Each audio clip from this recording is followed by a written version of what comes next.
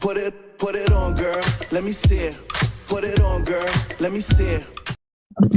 Hey, everybody. Welcome to Accidentally Informed, where we can't guarantee that you'll learn something, but you just might. Claudia Jordan, what is up with your mic handling skills right now? Oh, you saw that?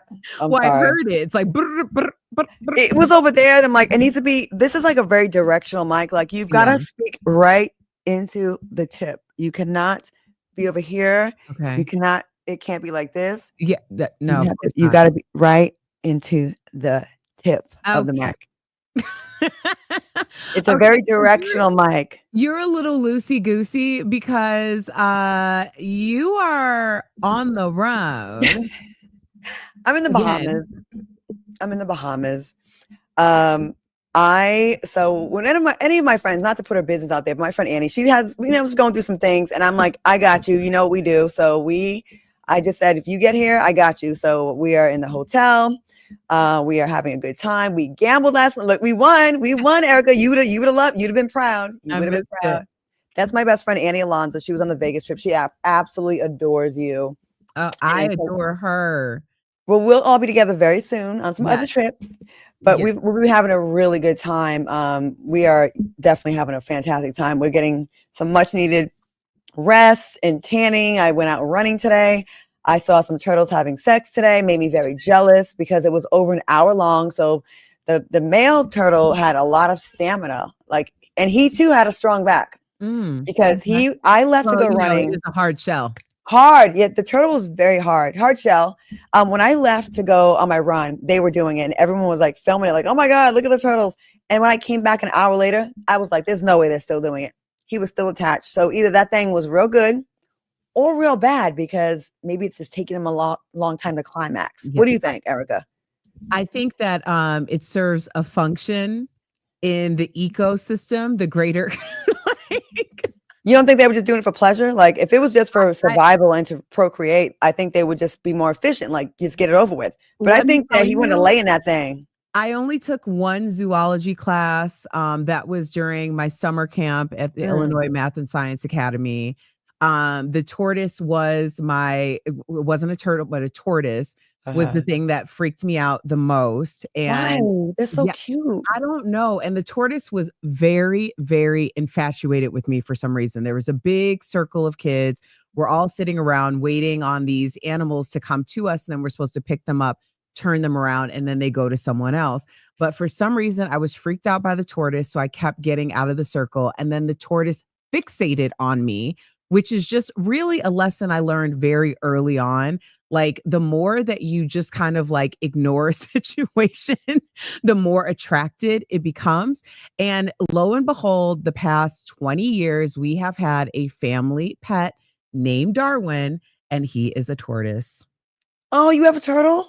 We have a tortoise. A tortoise. I actually love turtles, Erica. I don't know why. I had a little baby snapping turtle when I was younger, and then a painter turtle. One time, me and my brother went to this man-made pond in Rhode Island, and we caught this turtle that was as wide as our bathtub. And we brought it to our house, and it was a huge snapping turtle. I don't know how we used to be like risking our lives all the time when we were kids. My mother was like, "Get that damn thing out of my house right now." And we did, but it was looking back like we're really brave or stupid when you're little. Right? Because both, but that's the part of the ignorance that is bliss. It's when you get older and you're doing things that people, have a right to judge you. So there's that. Well, I learned, listen, any day you can learn something is a positive day for me. I didn't know that turtles had sex for that long. Like, I want to go back out there after the show and I will give you an update on Instagram. I will tag you and let you know if the turtles are still having sex, because that was hours ago and they were attached. They were still, listen. Yeah. Well, you obviously are getting your life because people are commenting that you're glowing. I was saying the same thing. Both you and Annie are absolutely glowing. So I hope that you're getting everything that you need, because they tell you go to the water. The ancestors take it to the water, because all of the things, the healing is in the water. So being by the ocean is perfect for you guys. I went on my run today and I went by myself and I was speaking to the ocean and manifesting the things that I want. I had my arms spread out. People probably thought I was crazy, but I don't care. It felt so good. And listen, we went and gambled last night. I manifested a win. I won on craps, on baccarat, and on the slot machine. Wow. And I only started with $400, which is really good for me. That So is. I ran it up. So we'll see what Good. I'll keep you posted what tonight gives, though. Okay. Well, we could just stop while we're ahead. I mean, No. I was just throwing it out there. I learned my lesson in Vegas. I was like, we could go now. Oh no, we're not gonna go. Okay. Because I have a very optimistic mind. I think, well, if first night was like that means I'm on the path to something greater, and you can't get to 50,000 if you stop at 2. You got to keep going. I'm looking at 50 racks. I need a new fence, Erica, and I need cat food. I need to get I want to get Invisalign, I think. I don't know, some other things I'd like to get. So yeah, we got things. But Erica, speaking of turtles having sex and fertility, it's a big week for you too. Your part 4 of your podcast series just wrapped up yesterday. You like that segue? Who was your last guest on Fertility Unfiltered? Let's hear all about it. Yes. So thank you for that beautiful transition. Yes, for those of you who are going through a fertility struggle or know someone who is, Fertility Unfiltered is definitely a series you want to check out. You can go to my personal YouTube page, which is Come Back with Erica Cobb. It's also available on podcasts, so you can listen to Come Back with Erica Cobb.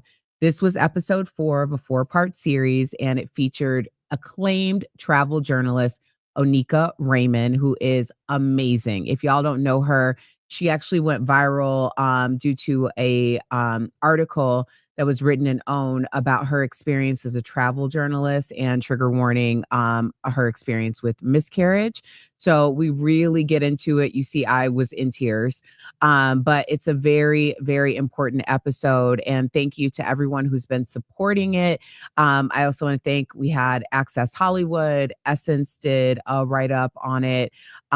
Forbes, I'm sitting down with them in a couple of weeks. And so they did a mention last week.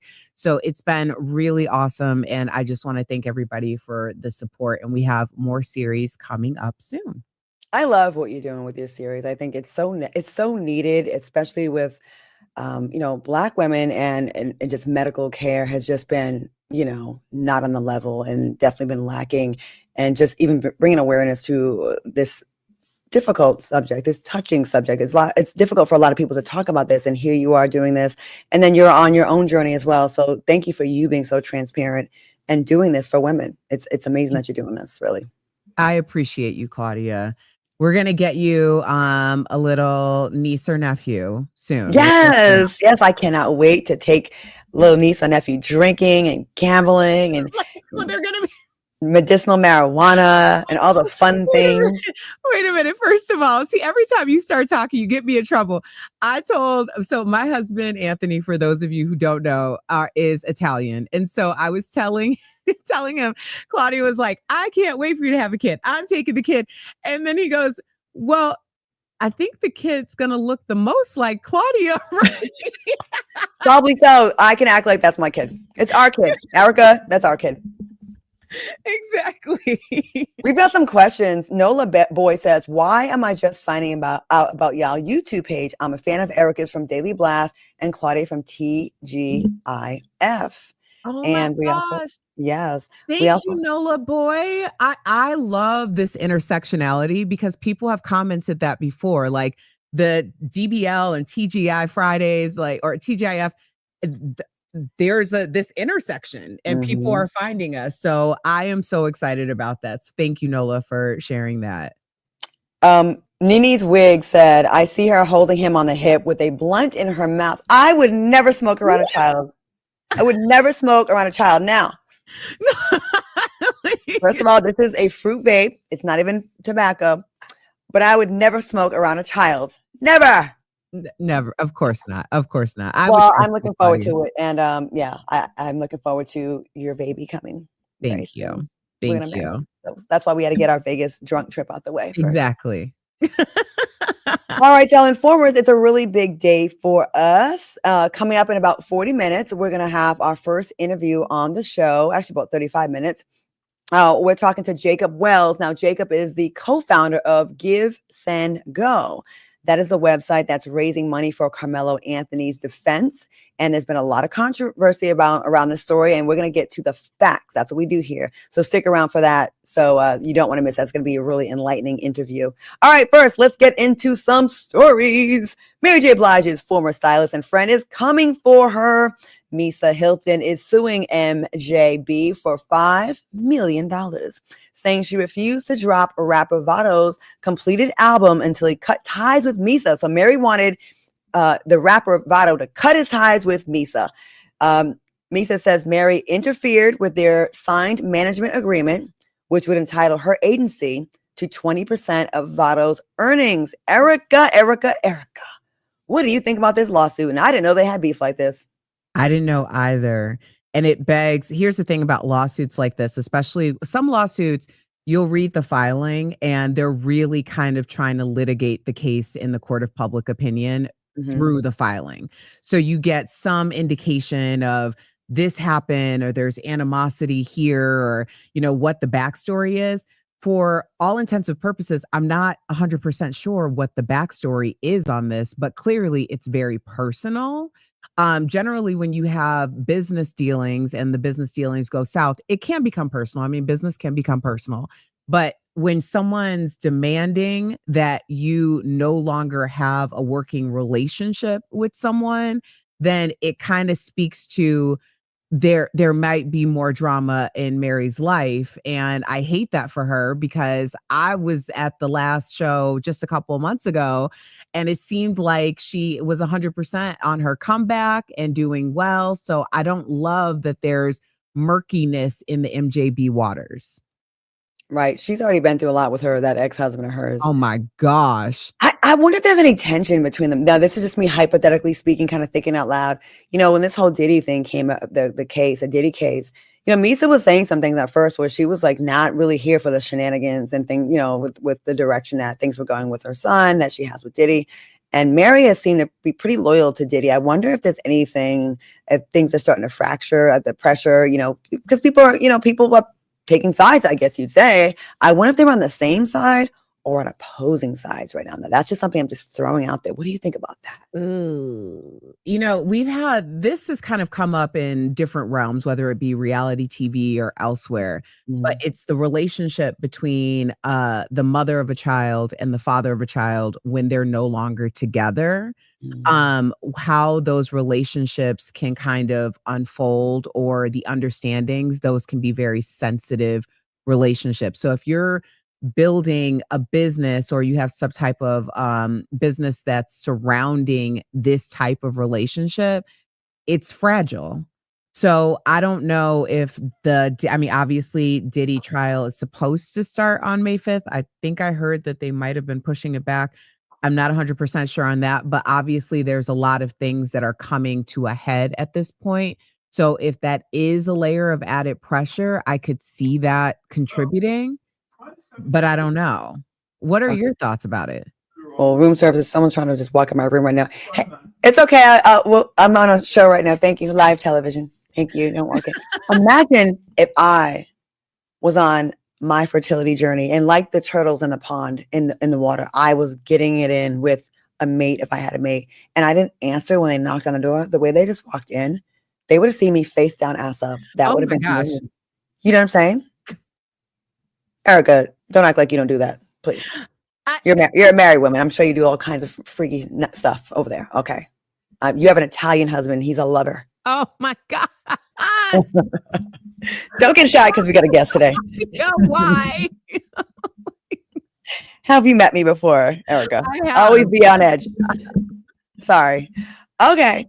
So about the Misa situation, because yes, I do think that a lot of people are in a pressure cooker right now, pertaining to this Diddy situation. But this kind of feels like this is very personal between her and Mary J. Blige. If you're trying to stop someone's bag, it kind of breeds like that the contempt is much greater. Right.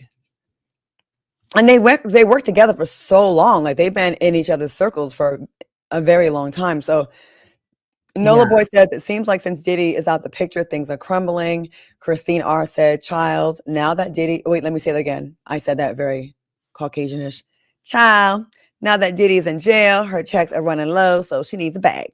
Okay. Andrew Mack said, I think it's all business, nothing personal. And Diddy, Nini's Wigs, that's a hell of a name, said Diddy probably would have told her not to do or to mediate. So I'm sure he doesn't like to see this. These, things are kind of crumbling. Diddy would have mediated. That's hilarious. Yeah. Okay. Well, I hope they work it out because informers. It seems like I definitely mourn when I see friendships, like long-term friendships or relationships crumble like that. So I hope that they can get past whatever the personal thing is, if it is personal. We're assuming, of course. And I hate to see one black woman stopping another black woman's bag, because the bags are getting scarcer and scarcer now. So that's true. All right. Speaking of someone who doesn't have scarce bags, Beyonce kicked off her Cowboy Carter tour this week, and there are a lot of headlines about her opening night. Now, I actually cried on the airplane. I'm like, okay, crying twice in 1 month. What is happening here? Both of her daughters joined Beyonce on stage and showed their dance moves. Blue Ivy also got to, she did her thing. She took to the stage and showed her dance moves, who silenced the haters. Now, there's a few people out there that were very, very vocal out there with their criticism of Blue Ivy when she first started, like second show in, right? When I saw how crisp and tight those dance moves were, she's not in her head anymore. Like, when you're like 5, 6, 7, 8, left, right. It's in her now. It's in her. And watching Beyonce step back and just sing and watch proudly as Blue Ivy, who looks like exactly like Beyonce now. Oh my gosh. Like what happened? Like same face. She stole her whole face. It was, I got emotional when I saw that. I like seeing happy people though. It was a beautiful moment. Look at how cute. I agree. I went to Renaissance in, what was that? Was that 2020? 18? 2020. Oh, that was the other one. I'm sorry. I'm thinking about the one I went to in 18. I went to Renaissance in 2023, and Blue Ivy was performing. Now, this was in Vegas, so this had been months. The tour was kind of coming closer to an end. And Blue Ivy was flawless. I was in a section and we were just screaming things like, TT loves you, Blue. Like we were like, just like she's all of our like niece, and oh my gosh, I cried like a baby, because you're seeing someone who obviously Beyonce is one of the greatest performers of all time. Now, Behab, don't come after me. If the greatest is what you need, I will give you that. I mean, it's very difficult to be in that stratosphere, but to see the next generation, her daughter, and now Rumi's coming in. Wait, Rumi, right? Rumi. Oh my God. So we never get to see Rumi, and people have been really mean lately to the kids. And I think that's awful. And I love that Beyonce doesn't respond to them with meeting them on their level. She does something next level, bringing her beautiful daughters on the stage.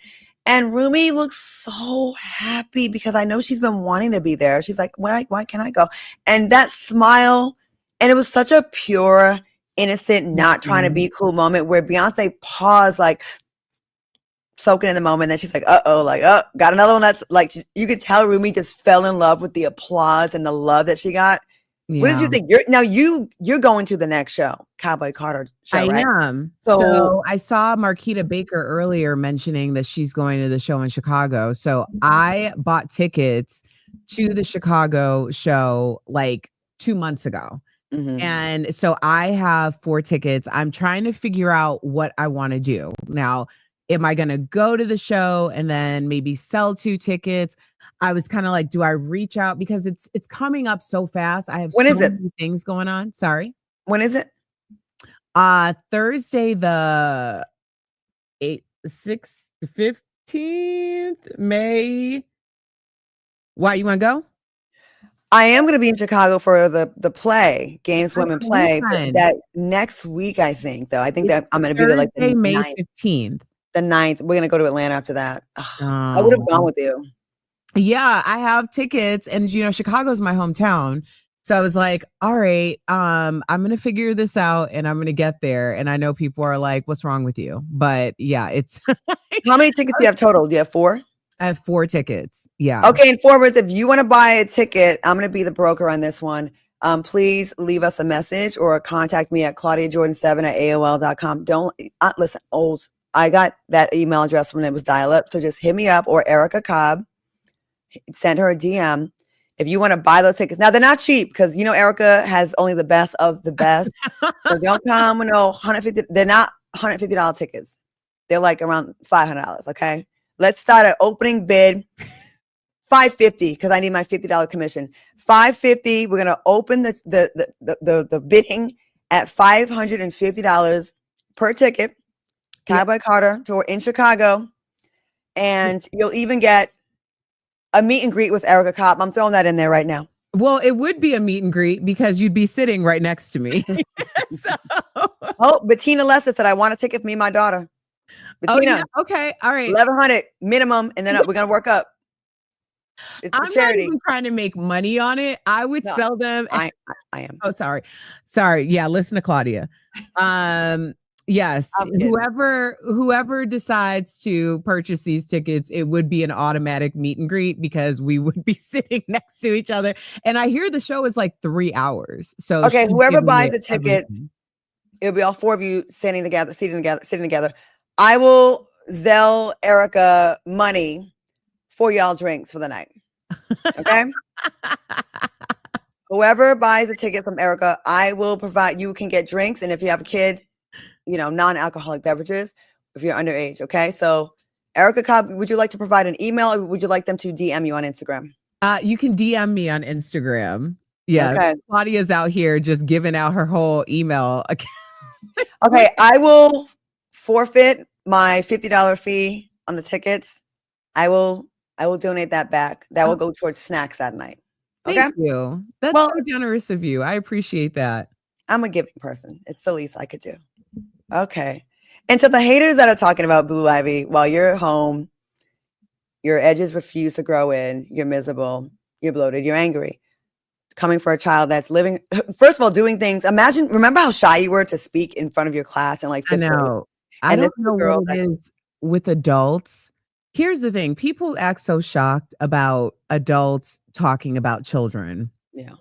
But we already know who those dusty people are. Like we already know because you can remember as a child, an adult who was just really nasty to you. Like everybody can remember that one person. Maybe it was more than one person. And depending on if you're a male or a female, like a lot of that has to do with like basically people who are very sad that they see you with the future ahead of you and they're stuck. They're on their way out. And so they literally will attack young, vulnerable people. And so it doesn't surprise me to see these things on social media with people coming for Beyonce's children, because unfortunately, if they're parents, they're likely doing that to their own children and in turn doing it to children around them. So I'm always keeping a very close watch and a side eye on other adults I'll do it anyway because I have nieces and nephews, but there's certain types of indicators that I know what you're on. Yeah. When you're looking and addressing the children around me. So I am very much aware of that. So it doesn't surprise me at all. Leave the kids alone unless they're those badass kids that hurt pets and don't listen to their parents and say, I hate you, mommy. Okay, I'm going to talk about those kids and be like, listen, that's a bad kid right there. Okay, because listen, bad little kids are future bad little big grown-ups. But for the Blue Ivy is not bothering anyone. She's a good kid. Like, there's nothing you can criticize about this little girl that's warranted. She has great character. She's sweet. She's smart beyond her years. And I like her. And she's out here. I don't like when people criticize people that are bold enough to live their dreams out in front of people because it's terrifying. Yeah. Even when you go to a podcast, someone's going to have something negative to say sitting from their couch watching who was never bold enough to try themselves. Not saying everybody that's watching wants to, because this isn't for everybody. But when people are like trying to do their thing and putting themselves out there to be criticized, think about what that takes. Yeah. And at least give that the credit. But on Well, top, you're talking with a 360 lens to people with 180 perspective. It's very difficult for people to understand both sides of the equation when you've only lived on one side. yeah. So I give people grace for that. But I also will give them just the Your entire ass to kiss. Say it, Erica. Yes, Mina A says, yes, it's so impressive how talented Blue Ivy is, and she's adorable too. And Christina R says, yes, mines were from family members. Mean to me. I don't fool with them as an adult, and they wonder why, but they can kick rocks. Andrew Mack said, facts, Erica. And Sinsana 63 says, don't talk about kids, period. You don't know what that child is going through. All right. Well, they're going through being a child, so maybe you could be an adult. Like, I don't know.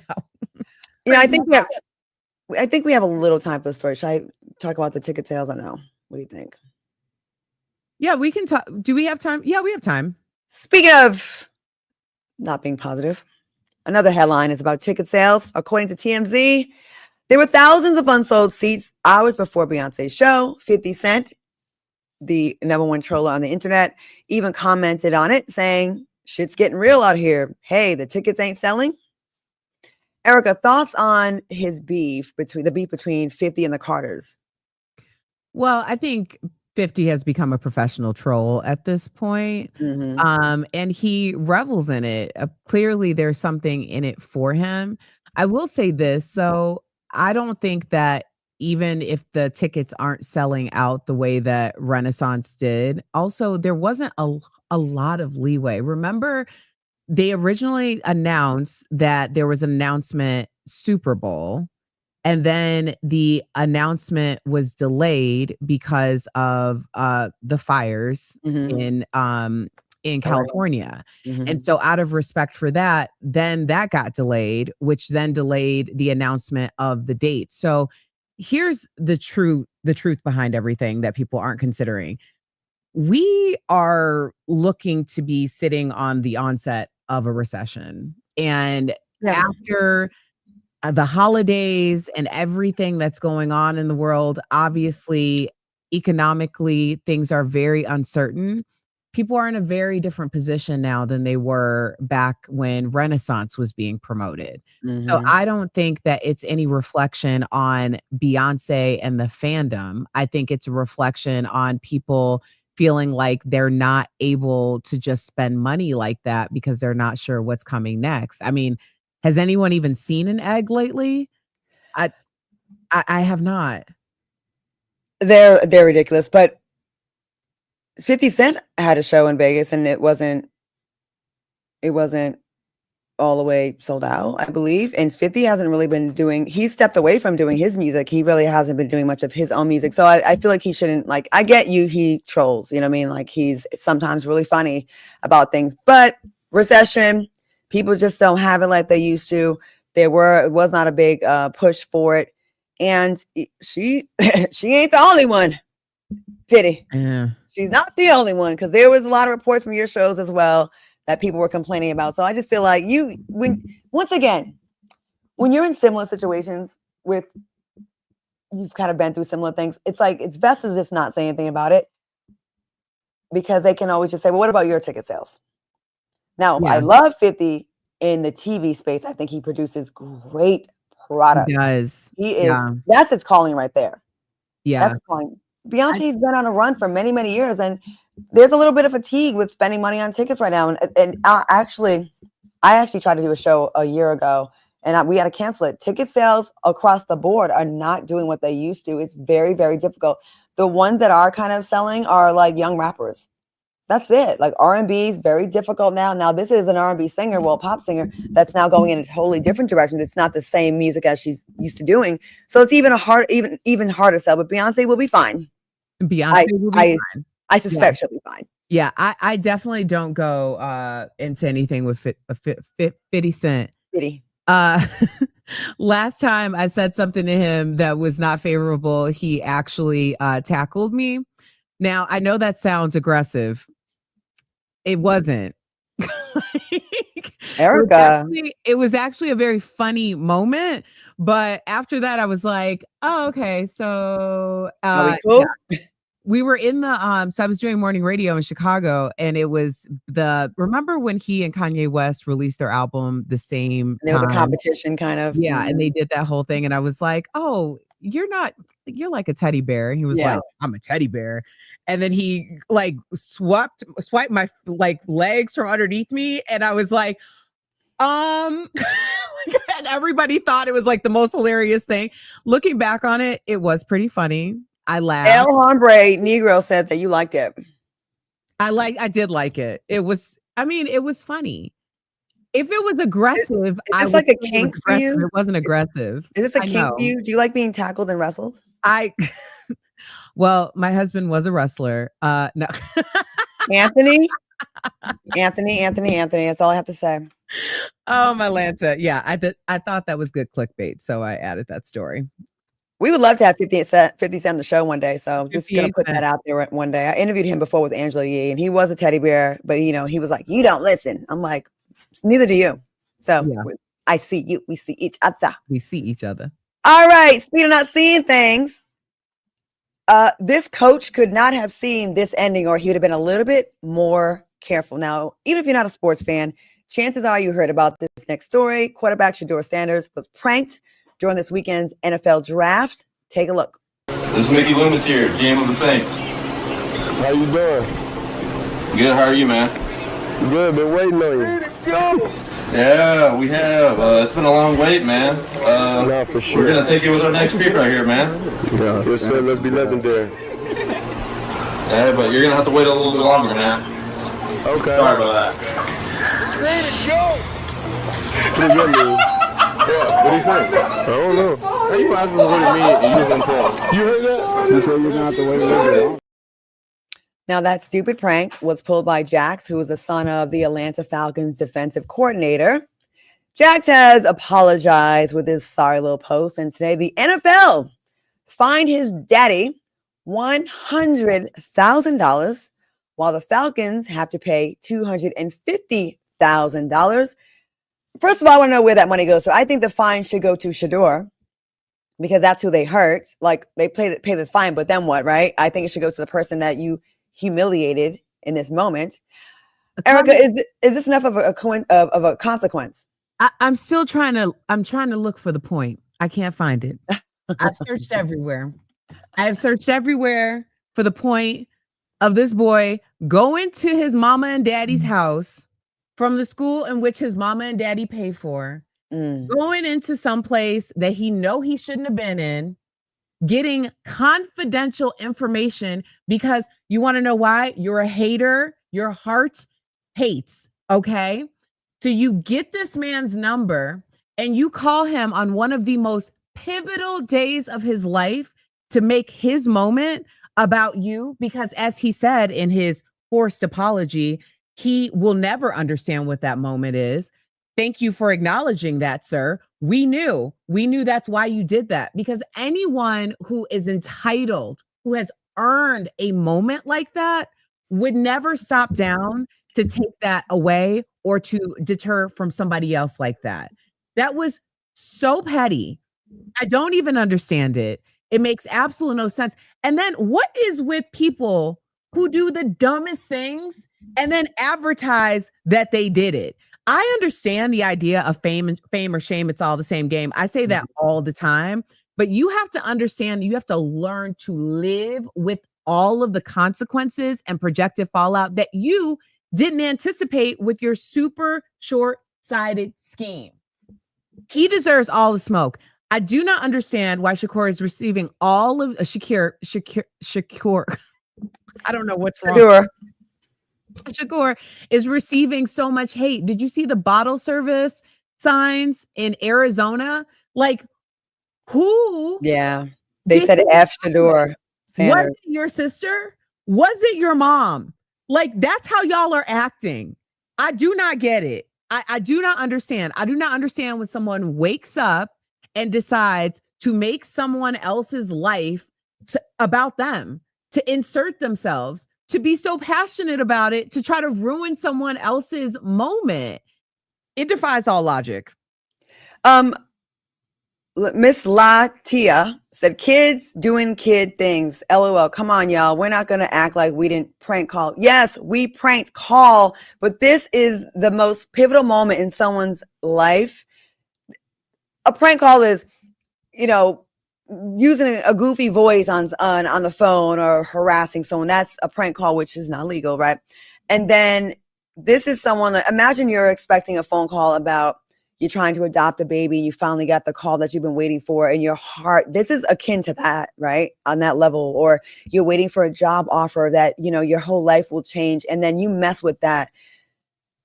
That is a really heartbreaking thing to do, to mess with someone's moment like that. I'm sorry. Now, a lot of people are offended or hating on Shedeur because he is a son of Deion Sanders. And look, it's no secret that Deion Sanders has made a name for himself besides his outstanding athleticism, for being extremely arrogant. That's all his character. That's all his image, right? And his sons, of course, he's going to instill that same confidence in his son. I just feel like the double standards here at play are just getting on my fucking nerves. Excuse my language, but they are. When Eli Manning's father proudly supported his sons going into the NFL, there was comments made about where his sons will play.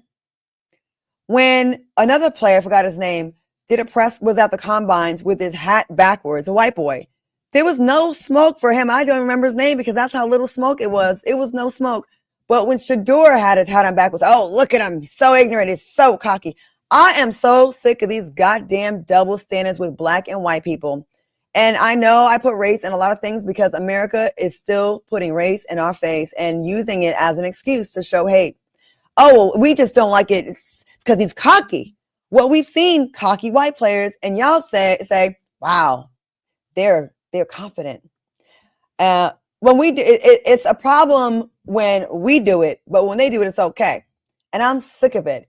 Yes, you can make an argument that he handled the combines in a way that you might not have. He did not want to perform. He showed up with these diamond necklaces on. Football players, especially receivers, quarterbacks, you have to have a lot of confidence to be good at that position. Some may choose to go the quiet route. Some might choose to talk their shit and pop their shit. And guess what? He still broke records. He still was an outstanding player. There is no way in hell that Shedeur Sanders should not have been taken in the first 5 picks, never mind the 5th round. The first round, absolutely. And this was collusion, in my opinion, from the NFL owners saying, you know what, we don't want him. I heard they took him down from a lot of boards because of his quote-unquote cockiness and arrogance. Now, let's not forget, these NFL owners still act like they still got slave owner blood in their blood. They do. Same mentality, just, it comes with money, but the mentality is still there. I own you. You're my boy. Take him off the board. Oh, you're too uppity. Get that uppity Negro over here. Not on my team. We've seen it. Hello, Jerry Jones. We've seen it with a lot of them out there with their behavior. At the end of the day, are you good at your job? Are you an alcoholic? Are you a criminal? Will you make my team better? That's what the hell you should be worried about. Not how some kid is on Instagram and social media, maybe being obnoxious to you. I'll give you that. But does that take away from the hard work that this kid and his dad put into it for his whole life? You take that moment away from him. Meanwhile, have you seen some of the quarterbacks that got drafted before Shedeur Sanders? Straight booty juice, dumpster juice, trash truck juice. I see one throwing a pass that my mother can throw better than him. Now, Cleveland got 5 quarterbacks. So now he got to go on this team with a bunch of other scrubs. They weren't all scrubs, but there were some, and fight for this position. And they even said, oh, well, nothing is guaranteed. Nothing is given. We're going to have to see. He's going to have to fight for this. Yeah, okay. What you just did, and I'm not a fan of people being overly cocky. I'm really not. So this is actually going against some of my gut feelings, but I still think what they did to this man is wrong. You are going to create Tom Brady 2.0. You drafted him late in the draft, and guess what? He came back, and he's going to dominate. This kid, now what you've created, he's going to have a chip on his shoulder and be a beast. And then good luck to the team that needs to meet his demands for what he's going to be asking for pay-wise. And I hope you run them pockets, Shedeur, Run them mother effing pockets. Get your money. Go ahead and play this time with your little raggedy. Your contract's not gonna be good. Okay, you're not getting a signing bonus. It's gonna be whatever. But don't you rich? You daddy rich. You good. But let me tell you something. Use that determination. Use that disrespect to power you to make them regret. And maybe you be a little humble here and there. You actually should. I just think it's just a good quality to have. Pop your shit in the game. Pop your shit with your play. That's what I'm saying. And back to this coach. You are trash. Your son didn't come across the iPad and just get the number. You probably gave it to your son and said, "Hey, look, this is Shedeur's," and there's no way the son just the laptop or iPad was just open to Shedeur's number, and he just stumbled upon it. And Shedeur got a new phone number that no one else really had except for the people in the NFL waiting for this moment. So it wasn't like his main line. So get the F out of here with that. That was trash. And you're an asshole for doing that. You really are. But that is the behavior that we should expect from mouth breathers, from underachievers, from people that are on the sidelines. Like Chris Brown said, how you hating? You can't even, no, was that Chris Brown? How you hating? You can't even get inside the club. You hating from outside the club. What sport? What is that white boy that did the prank call? What does he do? What does he do? Is he in sports? School. He goes to school, probably a C student, probably virgin, not getting any ass. He's definitely not. Gosh. He's not getting it after this. He's a loser. Ladies that go to that kid's school, do not give him none. I implore you to go on a coochie strike. Do not give this man anything. He's not good. He's trash. And he's like a bitch too for doing that. My opinion, not Erica's. These are not the opinions of the incident. We all know, Claudia, you don't have to give that caveat anymore. We all know we could just read the differences between Claudia's opinion and Erica's opinion. Oh, she thinks like I do. She just polite. That's my girl. We friends. You don't think we get along for a reason? I do. We didn't anticipate this being the segue, but I think that conversation, how something can happen and on two different sides of the coin, how it's responded to and received really gets us into our first guest. Absolutely. So you're listening to Accidentally Informed. I'm Claudia Jordan with my girl, Erica Cobb. Informers, for the past couple of weeks, we've been talking about Karmelo Anthony. Now, he's the teen accused of killing another teen at a high school track meet in Texas. Well, today we have a guest whose company has been in the headlines with this story. Jacob Wells joins us, and he's the co-founder of GiveSendGo. Now, that's a website. Oh my God, I'm so sorry. That's a website where a campaign is raising money for Karmelo's defense funds. Welcome to the show, Karmelo. I'm sorry. Welcome to the show, Jacob. I'm so sorry. I got a lot going on up here. Welcome to the show. And I have not started drinking yet. I'm sorry. How are you doing today, Jacob? I'm doing great. I'm happy to be here. Great to talk. Great to listen to you guys. You guys do well together. I love it. Erica, Claudia, great to meet you. Thank you for being here. Oh my God, I'm so sorry, you guys. I'm so sorry. Listen. What popular? She is. I have my speaker on the beach with me, and it's still hooked up to my phone. And for some reason, people call me during the show. So we just need to get the word out there more about our show. That's all. Okay. So let's just get right into it, because I really want to get a lot of questions asked, because this is a really big story that is only going to get bigger. Karmelo's campaign has raised more than $500,000. Now, what's been the overall response from the public? Well, you can see over 15,000 donations. That's pretty incredible. That's a pretty big campaign. I do know some people have given more than once. So because people are really passionate about supporting this. Over 4,000 prayer messages. That's a unique feature on GiveSendGo. We realize some people don't have money to give, but we recognize that there is life and death in the things that we say. It's important to speak life into difficult moments. So we give that option. You can see a lot of people have taken advantage of that, shared the campaign over 8,000 times as well. And then on the other side, we've fielded hundreds and hundreds and hundreds of campaign emails requesting us to take it down. So you got both. You can see the support on one side, and then in the behind the scenes at GiveSendGo, we're fielding a lot of requests to remove it. Now, Karmelo isn't your first high-profile, controversial campaign. Has the attention and criticism been different for his? And if so, how? Yeah, I don't think it's been really much different than some of the other campaigns that we've had in the past. I think the the setting around it is slightly different. In the past, it happened to be people that were more maybe engaged on the political right, needing a defense fund, versus potentially on the politically left, which I wouldn't necessarily say that's Karmelo's family. I don't really necessarily know that. It does seem like the lines are being drawn along those lines. But we did, when we had campaigns like for Kyle Rittenhouse or the Daniel Penny campaign, you saw a lot of people on the left really coming at us, wanting us to take it down. And now it seems like the tables have turned a little bit. We've sat in the middle and said, hey, listen, in America, we have the presumption of innocence until proven guilty in a court of law, not public opinion. And these are very, very valuable principles to uphold as a society. And so we're going to let this play out the way that it should.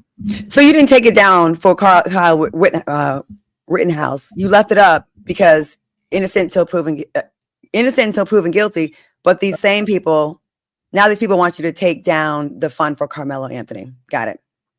Yeah, it seems like that there's a double standard. I typically would look at myself and say, I'm lean conservative, lean to the right. This is just who I am and how I think around things. And I actually was pretty shocked where I saw some of people that I would say that have similar ideas around certain things as me, when they began to play into a racial narrative that was really destructive. Yeah. And I said, what the heck? I've been trying to call them out because I don't think it's good for society. I think when you stand on principle, which is what we've done, that it actually is a unifying force in society. It actually levels the playing field. That's the good thing about principles, is that they apply to everyone equally. And so when you apply them to everyone equally, it actually unifies people. But when you begin to chip away and say, well, this rule for you, but not for me, or vice versa, and start canceling all those different things, you begin to create this tribal nature that we find ourselves in.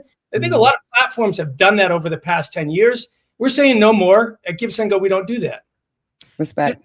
Jacob, I really want to touch on something that you just mentioned, because you talked about how your politics do historically lean right and conservative, but you're seeing a disconnect between people who may share some of the fundamental beliefs that you share politically or your ideology.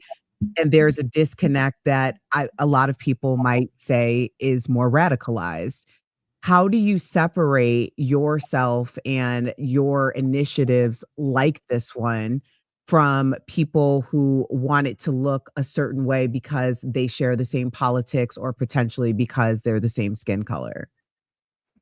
I think we just take it back. We try to take it right back to truth. What are the fundamentals? And pull back from the emotion. I get this is a highly emotionally charged, like a young boy has lost his life. Not a good situation. And another young boy is potentially, you don't know what the jury's going to decide when all the evidence, but is potentially his family is affected. His life is affected for the rest of his life because of this situation. It's a very emotionally charged situation. I get that. But when you step into these difficult situations, you have to say, well, I can't get wrapped up in the emotion and go after clickbait and getting people to follow me as a result of saying things that, push certain narratives. You got to step back and say, well, what's the underlying principle in these campaigns and the opportunity for them to be equally applied across the board? And that's where we rest ourselves. And so it does kind of make us a pariah of both sides. And I say, well, that's great, because now we're hated by both sides or whatever. We find ourselves, and that's the place that you want to be, where both sides are screaming at you. Yeah. I want to talk a little bit about the clickbait that you alluded to, because there were a lot of reports that Karmelo's family was withdrawing the money to buy a new home, but his mother says that those reports aren't true. So what are your company's rules on how the money is released and spent? And do you feel that it's your company's responsibility to correct those types of rumors when they surface?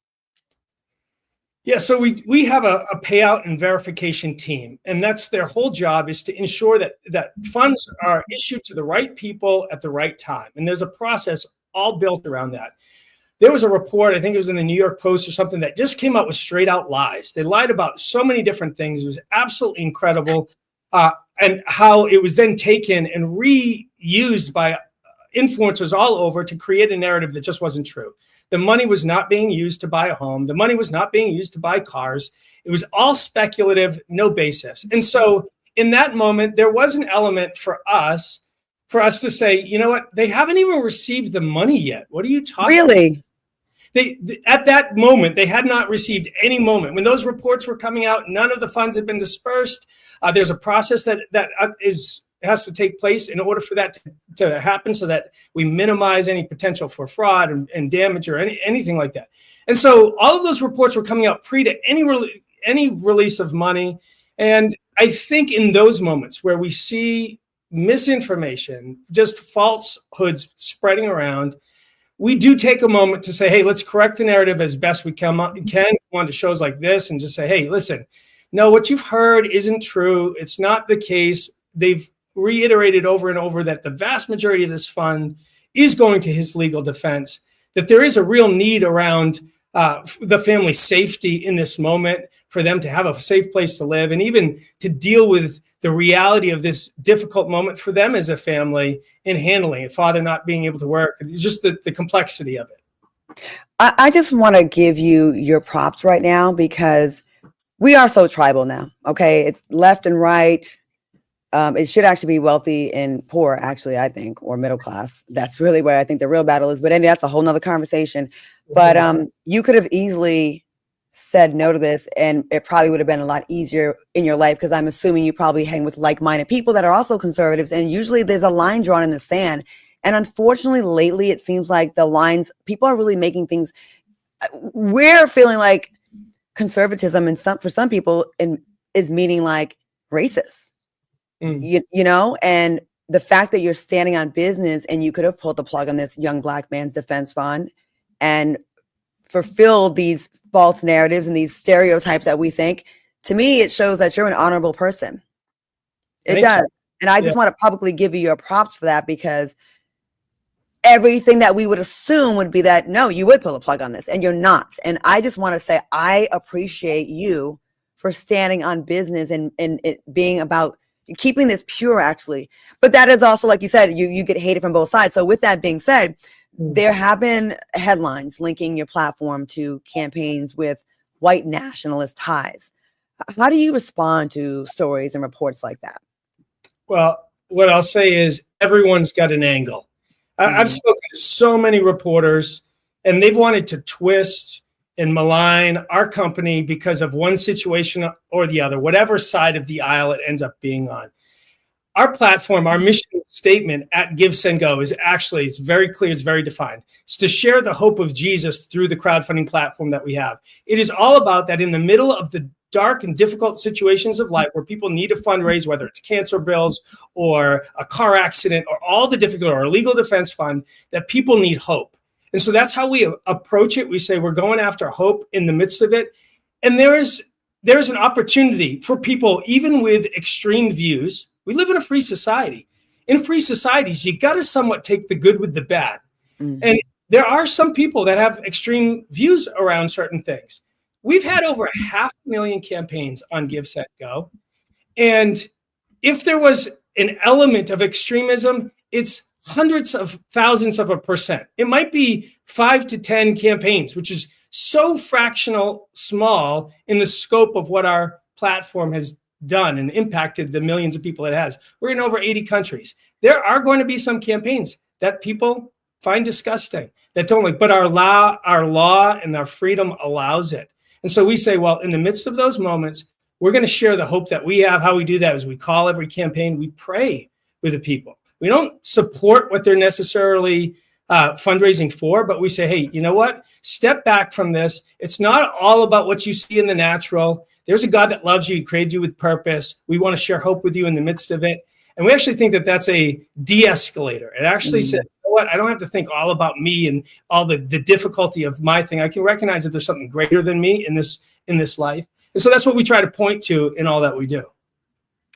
So there's a saying, and I'm sure that you've heard it, all press is good press.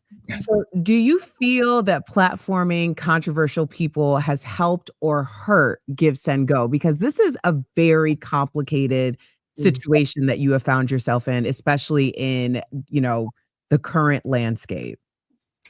Yeah. I would say in some ways it has helped us, and at the same time, in some ways it's hurt us. But I will say, apart from that, how we operate and how we think of things here at GiveSendGo is not on what's best for the company. It's really about what's the right thing to do. That's where we fall back on every time. I know a lot of companies, it's all about PR, managing the profile for what people can say around this thing or that thing. And we say, you know what, I don't say this is even my company. Yeah, my sister and I own it, but I say this is God's company. We just want to do the right thing. And so we press into every moment, and these difficult moments arise, and we say, let's do the right thing, regardless of what it looks like, regardless of what people say, regardless of whether it hurts the company or not. We're going to do the right thing. At least that's what we're going to try to do. Well, I wish more people could think like that. It seems like, again, these tribal lines in the sand get drawn and people stay behind them because they don't want to upset the people that they're in a tribe with. You know what I mean? And it makes things where we're getting so far away from right and wrong, and we're getting more into what my belief is versus your belief, not really what is right and wrong. We all know what's right and wrong, right? We do. But it seems like lately that's kind of gone out the window. And facts are being replaced with feelings. So the fact that you're keeping it kind of gangsta on both sides. Hey, if you're going to stand on business and have a fundraiser and allow Kyle Rittenhouse to raise money, you're also going to stand on business and allow Karmelo Anthony and not let the critics dissuade you from that. Right. And we can only appreciate that, because a lot of times it's not important to you until it's about you or someone that you identify with. And fairness is fairness, even when it's for people that you don't like or don't agree with. Exactly. It doesn't make sense if it's only for what you want. It's the whole purpose of freedom of speech. It's like for the speech you don't like. That's the whole point. I think we do need to add just a little bit of context to this, because your platform is different because it does allow where a lot of other platforms won't allow this particular type of fundraising. So I think that people need to understand that there are different, or Claudia's frozen, that there are different criteria for each different platform. Yeah, there are. What we've said at GiveSendGo is that in the rule of law that we have in our country and how our legal system has been set up is that presumption of innocence until proven guilty in the court of law is a foundational pillar to the legal system that we have. And there are some very important reasons why that is true. It's a protection against the state. It's typically the state that has all the resources, the prosecuting people that have all the resources versus the individual. They don't have nearly as much in the resource department. So allowing for the presumption of innocence versus the presumption of guilt protects against the weight of the state in the scenario. It's also a way to build social cohesion, because if you have a presumption of guilt, then that creates a society built upon fear. That's not good for a flourishing society. So for a society to grow and do well together, you have to have a presumption of innocence, because that allows people to live freely without fear. That builds social cohesion. Like, there's all these reasons why we have the presumption of innocence, and it's so important to the integrity of our society. And I say this all the time, but when you begin to undermine that principle for one person, you undermine it for everybody, and you can't do that, as difficult as it may be. And that's where we're kind of stuck, because these things are difficult. And it's not like these are easy things. These are just hard, difficult things. But we say the principle is valuable. People died for these principles. I'm a military veteran. You can look throughout history. People literally lost their lives. Mm-hmm. It's just horrific things so that we can live in freedom and stand on these principles. So that's where we're at. Well, thank you so much, Jacob Wells. We appreciate you. GiveSendGo is the company. If you want to support and browse through and look at the campaigns on there, and if you want to support people that you feel they need help with their defense or whatever the fundraiser is, please give them a look. And we appreciate you and your open-mindedness. And thanks for coming on the show, because you reach out to us and your people reach out to us and you wanted to talk. You're not running from this. And I have respect for you for that. I really do. I really appreciate both of you guys taking the time and having me on. This has been great. Thank you so much, and good luck with everything. Yes. Thank you. Thank you. All right, y'all. That was a fun show. Real quick, I just have to say, we did not get to the story, but fine ass. But he married this. I say this with all due respect to the wife, Jalen Hurts. Okay. He did not go to the White House. He said prior scheduling conflicts were there, so he couldn't make it. Listen, it wasn't that he did not respect the office of the president. He was busy and he had things to do. So do not come for our favorite quarterback out there and the finest one. Y'all gonna put some respect on Jalen's name, okay? He is going, as far as he's concerned, he's gonna be busy forever. Too busy to go to the White House until somebody else moves in and until there's a new tenant. I don't care. I love that he's very diplomatic. I stand a diplomatic king. But at the end of the day, we all know what time it is, and we ain't mad at you, Jalen, with your fine butt. And to his wife, congratulations. Wait a minute. Don't congratulate her like he's the prize. No, they're both prizes. Exactly. She's gorgeous. But I'm saying it's hard to trap one of these men now. It's hard to lock one of these down nowadays because the odds are not for us these days. So they're a beautiful, equally yoked couple. Yeah. But I'm not into girls. So I'm saying she lucky because he fine. She's beautiful, but he fine. And he got an arm on him. And he's stand on business. I think they call that #goals. #goals. I am happy for them. Y'all better keep, like she said, keep respect on Jalen, Mr. and Mrs. Hurts names because we older than them. So are we their aunties? It's got to that point, Claudia. It's got to that point.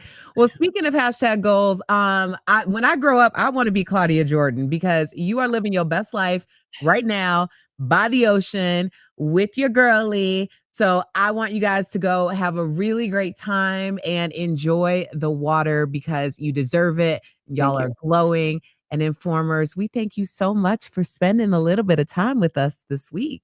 Our numbers are running up, so please, everyone tell 2 friends. That's all we ask. Yes. And don't forget to like, subscribe, follow. Oh, and we just started a TikTok. So go to at Accidentally Informed on TikTok and make sure we get those numbers up there. And then after Claudia relinquishes control of our Instagram and stops holding it hostage, we will start to do that too.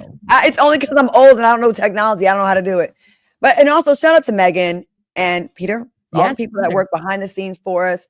I just wanted to shout them out because they work really hard. And it's not just about the faces in front of the camera. No. There are faces and personalities and hard work behind the scenes that make this all possible. So we appreciate y'all so much. Yes. On that note, I got liquor to drink, dice to throw, and men to check out. So I will see you next time. This has been Accidentally Informed, where we can't guarantee you'll learn something, but you just might.